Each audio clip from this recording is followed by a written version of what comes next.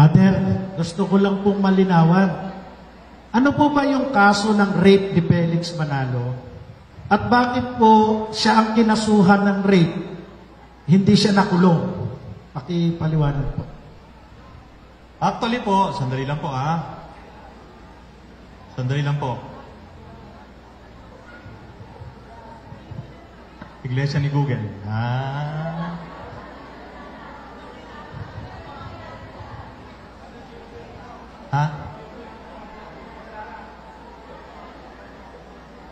Hindi, kilala ko yung nagtanong. Kapanalig yan eh. Ito po, ang nagkaso po ng rape kay Felix Manalo ay si Rosita Trillanes.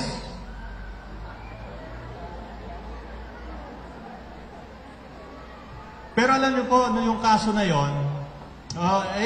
Iglesia ni Google, Rosita Trillanes, Felix Manalo rape, ganon. I-type nyo mamaya, no? Hindi ko na, Ang nagkaso po niyan, si Rosita Trillanes ay kanyang miyembro. At sabi po, ni-rape siya. Nakarating po sa husgado at sinabi po ng huwes na si Felix Manalo ang pinaka may mababang moralidad sa bansa noong panahon na yun.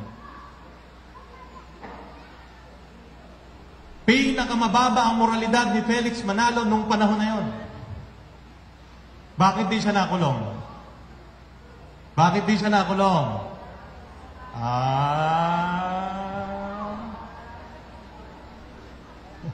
Showbiz na yan. Hindi po, totoo po yun. Hindi siya nakulong. Pero sinabihan siya ng judge, pinakamababang moral, immoral, si Felix Manalo.